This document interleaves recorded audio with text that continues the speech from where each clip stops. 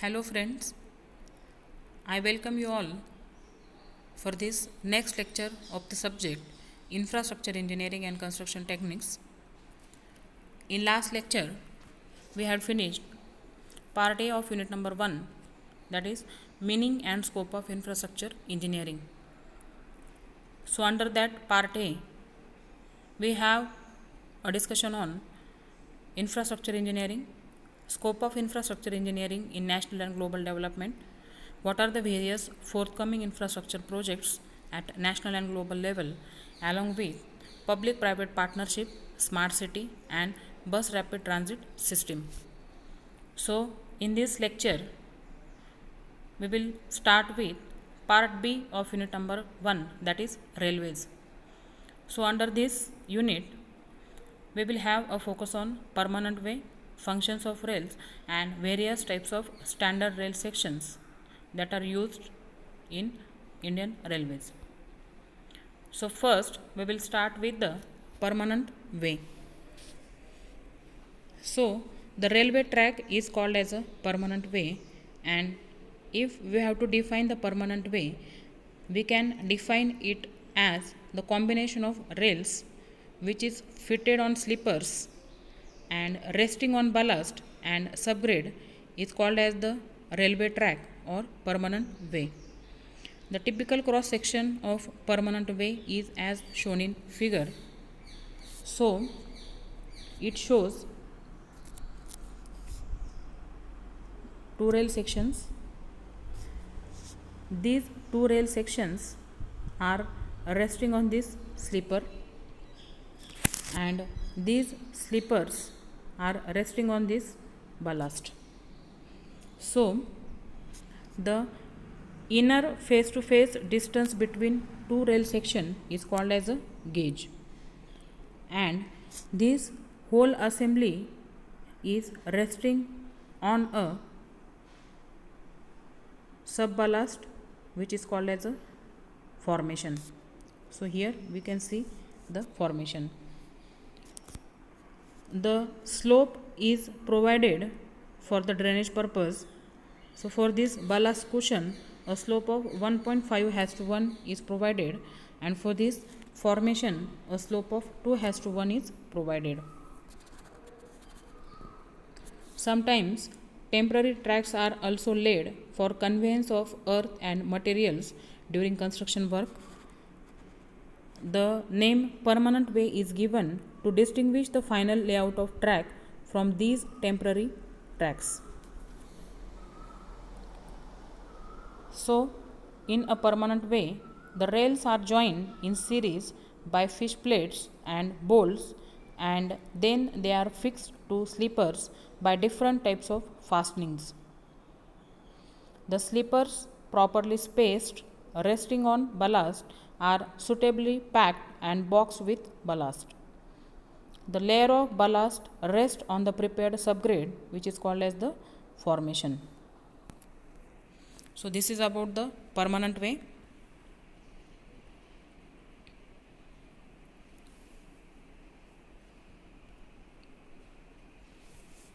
If we see the basic components of permanent way, so these components are rails, sleepers, and ballast. So, these are the three important components of permanent way. So, rails are acting as a girder, and it transmits the heavy moving wheel load to the sleepers. Sleepers may be made up of different materials as per the requirement. The next important component is the sleepers. The function of these sleepers is to hold the rails in proper position with respect to the proper tilt, with respect to gauge and level, and to transmit the load from rails to the ballast. So, whatever the heavy moving loads are there on rails, that are transferred to the sleepers, and sleepers transmit this load to the ballast. The next important component is the ballast. So, whenever there is a heavy moving load on sleeper will transmit that load to the ballast, and ballast will distribute the load over the formation, and because of which they hold the sleepers in proper position. So these are the three important components of the permanent way. Whenever Indian Railway have to lay a permanent way, there are some ideal requirements of permanent way. The first and primemost requirement is the gauge should be correct and uniform. So in cross section of permanent way, we have seen the inner to inner distance between two rail section is called as a gauge. So this inner to inner distance between two rail sections should be correct and uniform. This is the first criteria of ideal permanent way. The second criteria is the rails should be in proper level, as two rail sections are running parallel to each other, so the rails should be in proper level. The next requirement is the alignment should be correct. So here alignment is nothing but the center line of a railway. So the center line should be correct and it should be free from kinks and irregularities, so that it can take the load of heavy moving train properly. The next requirement is the gradient should be uniform and as gentle as possible, as the gradient is provided for drainage purpose. So whenever there is a rain, so the rain water should be passed from this slope as gentle as possible. The next requirement is the track should be resilient and elastic in order to absorb shocks and vibrations of running track, as rails are subjected to heavy moving loads, and because of this they should absorb the shocks and vibrations of the heavy moving train. For that purpose it should be resilient and elastic in order to absorb the shocks and vibrations. The next requirement is the track should be have lateral strength, as two rails are running parallel to each other. Therefore, the lateral strength of rails should be good enough. The next important requirement is the radii and super elevation on curve should be properly designed and maintained. So these are the two important terms which are to be properly designed and maintained on curves. Next important criteria is the drainage system must be perfect for enhancing safety and durability of track. So whenever there is a rain, the rainwater should be drained off properly by providing a proper drainage system, so that there is an enhancement of safety and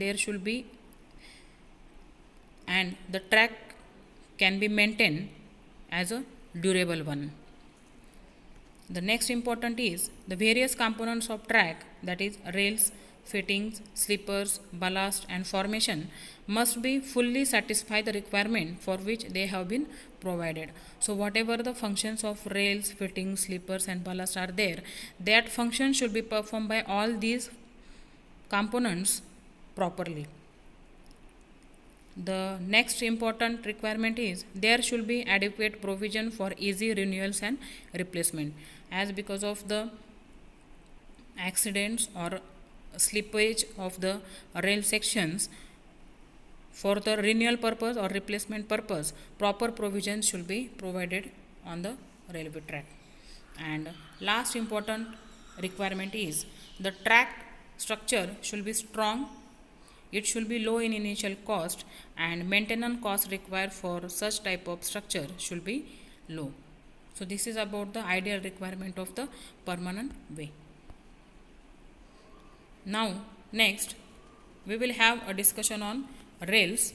So rails is the first component of permanent way, that is railway track.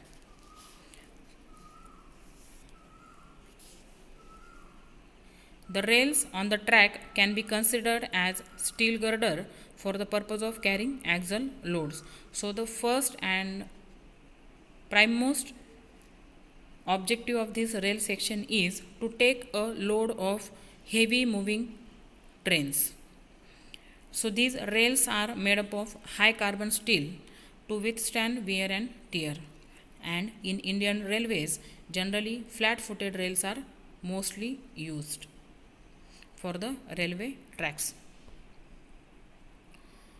So the functions of rails are as: rails provide hard, smooth and unchanging surface for passage of heavy moving loads with a minimum friction between the steel rails and steel wheels, and because of which there is a smooth movement of rails. The next function performed by rails is: rails bear the stresses developed due to heavy vertical loads, lateral and braking forces and thermal stresses also. The rails transmit the loads to sleepers and consequently reduce pressure on ballast and formation below. As rails are resting on sleeper and sleepers are resting on ballast, so whatever the load that is taken by these rails should be transferred properly to the sleeper and ballast also.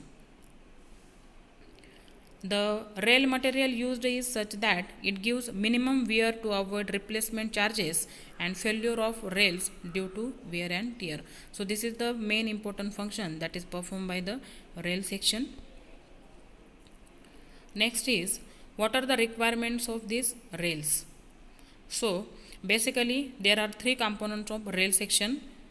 First is head, the middle one is web, and the at bottom foot is there.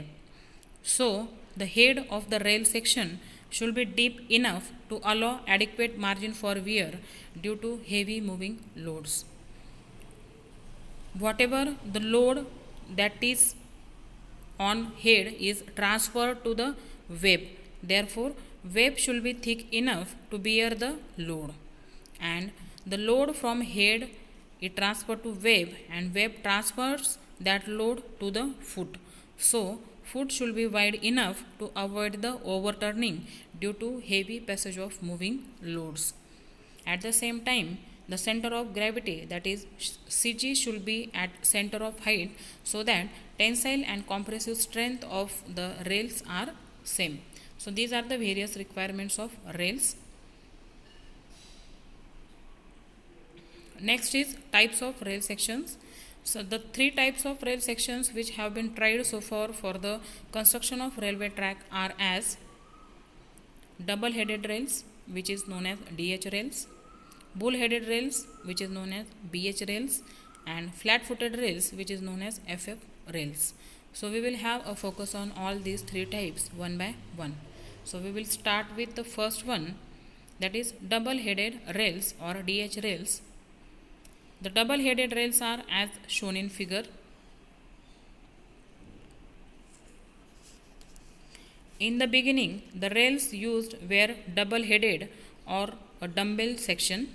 The idea behind using of these rails was that when the head has worn out in course of time, the rail can be inverted and reused.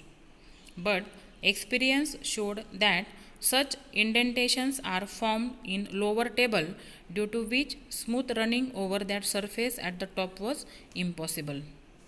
And this leads to evolution of bull-headed rails, which is called as BH rails. So the BH rails are as shown in figure. In these BH rails, the head was made little thicker and stronger, that is bull size, than the lower part, by adding more metal to it so that even after wear it can withstand stresses.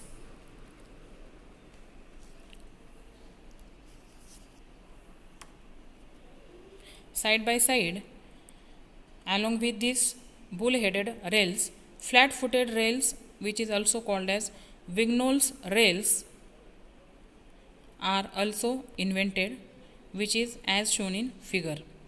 So it shows there is the head at the top, at the middle web is there, and foot is a flat-footed. So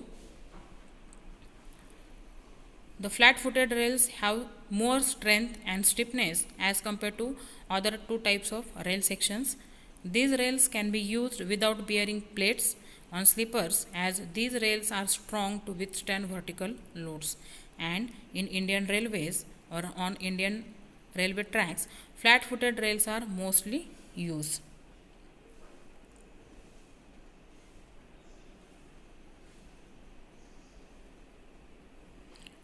So, with this, we will stop here, continue in the next lecture. Thank you.